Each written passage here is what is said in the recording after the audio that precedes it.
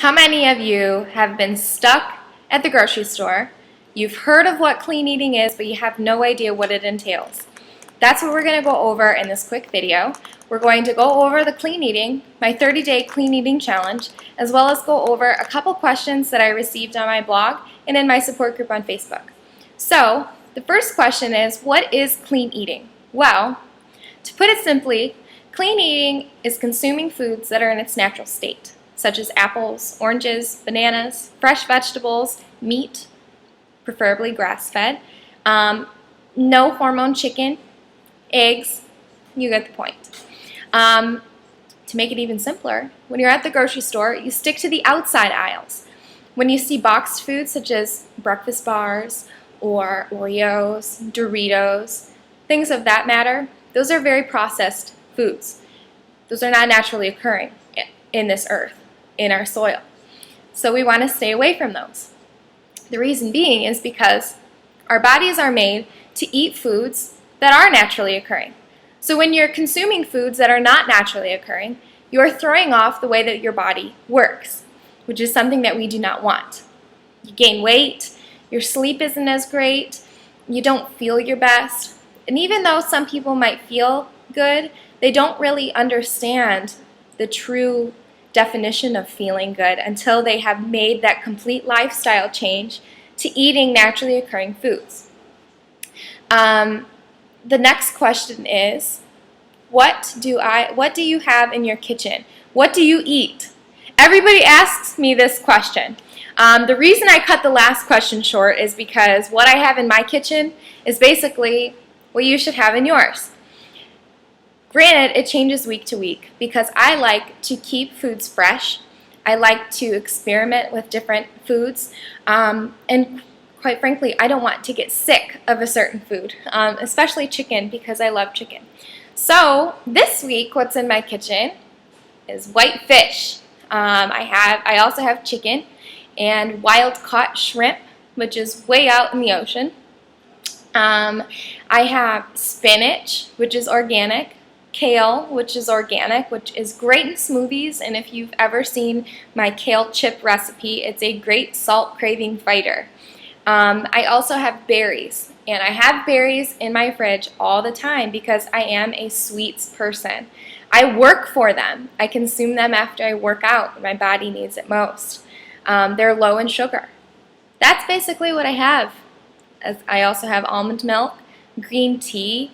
I have Ezekiel bread, which is a sprouted grain, a complete protein. I consume quinoa and sweet potatoes. Those are all clean foods. The earth made them for me, so I'm going to eat them. That's a well-balanced diet. When you eat well, it returns the favor by making you feel great on the inside, and it also reflects how you look on the outside.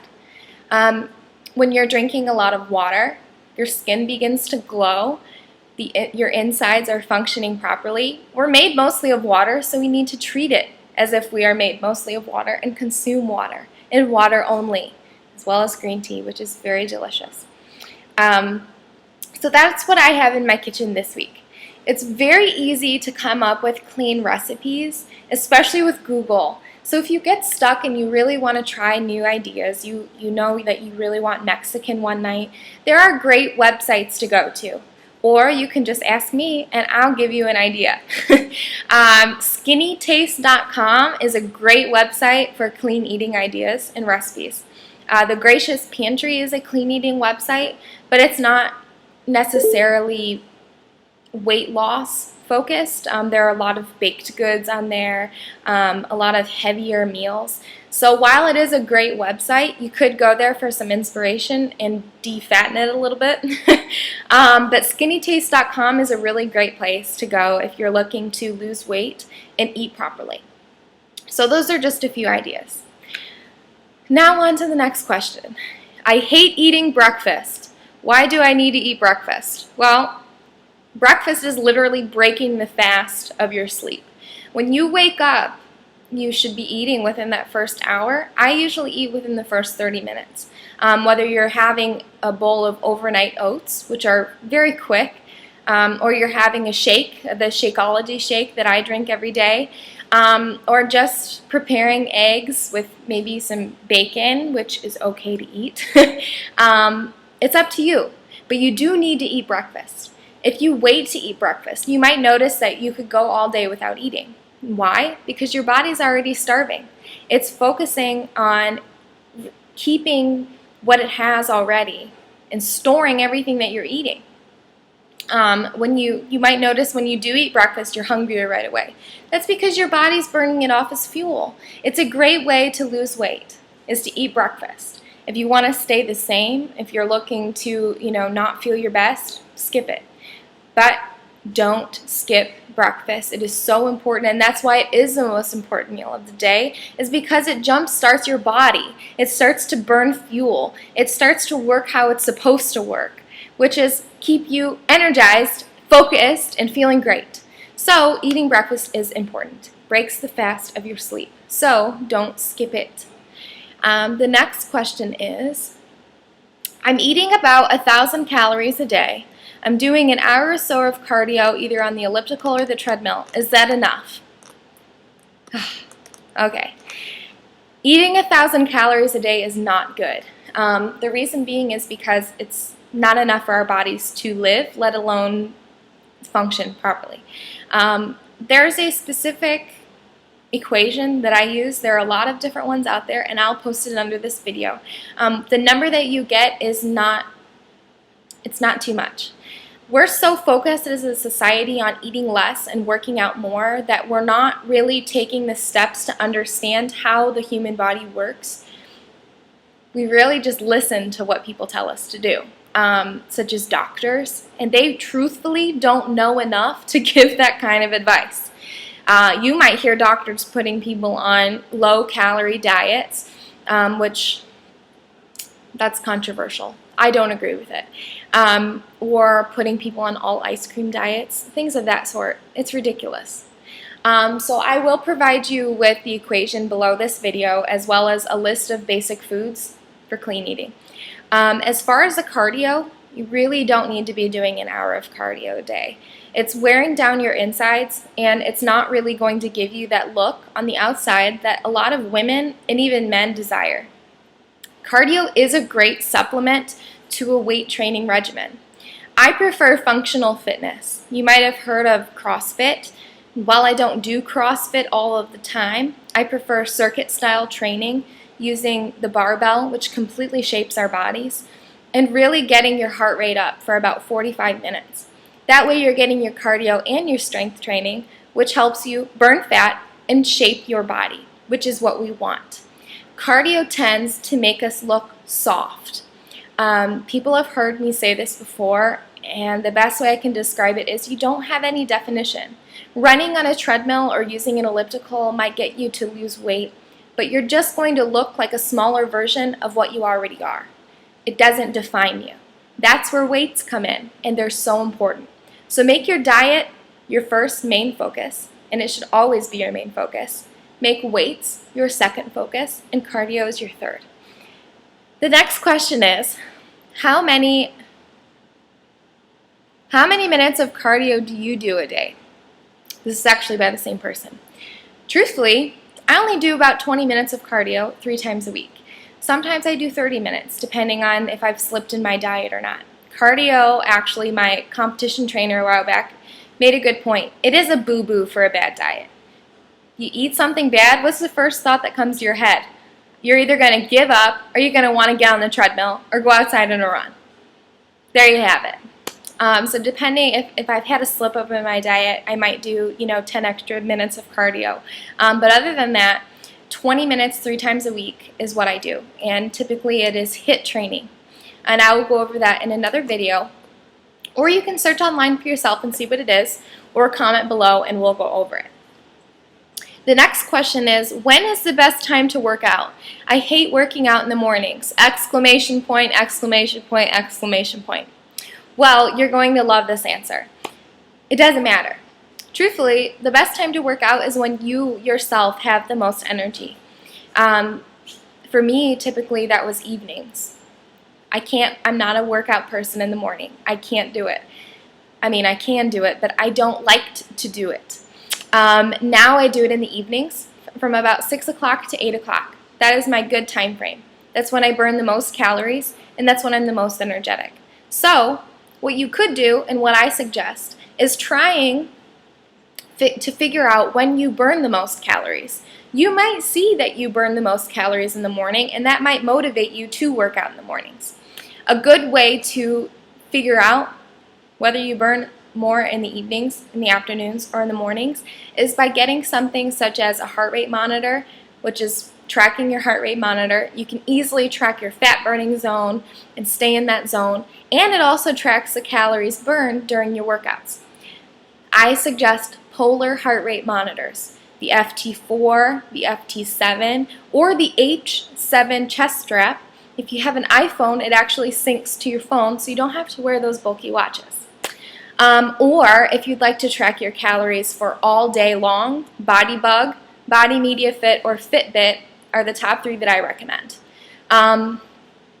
Actually, we'll go over why I recommend those. The reason being I'm only giving you guys those options is because when you skimp, which is purchasing cheap, when you buy cheap heart rate monitors or calorie trackers, you're gypping yourself.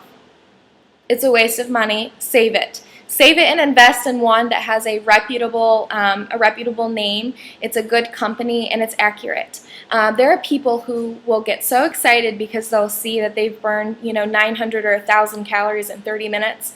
I'm sorry to burst your bubble, but it is inaccurate. If I see that you've gotten it at Target or Walmart and you bought it for 20 bucks, guess what? Take it back. It's a waste of money. So I always recommend saving up to buying one of the names that I just mentioned. I'll go over them again. Polar, BodyBug, Body Media Fit, which is the white band you wear it on your arm, or Fitbit is a good one. So yes, do that. The next question is, I didn't lose any weight this week and I want to give up. All right. We'll go over this real quick. You might have not lost any weight on the scale, but the scale does not matter. Truthfully, it doesn't. Society tells us that what we see on the scale, the number that we see at our feet, is pretty much telling us exactly our progress, and that couldn't be more wrong. Some people, they might lose fat, and they might have gained muscle in that week. So you've got to check your clothes. Are they fitting looser? Do you feel better? You have to focus on non-scale victories. Another reason why you might not have lost weight is if you're a female, you might be carrying the extra water weight around that time of month where we do carry extra water weight. Heck, you might have eaten a heavy meal last night. Have you gone to the restroom yet? If you're weighing yourself, you have to understand that what you see in front of you is not accurately telling the full story. It's important to take progress photos. Some people take them every 30 days, some take them weekly. I myself prefer to take them weekly.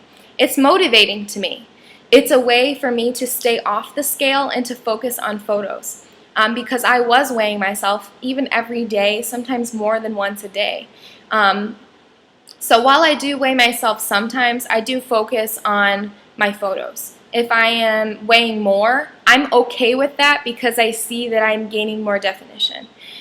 It's important to not focus on the pounds as much as how you look and how your physique is.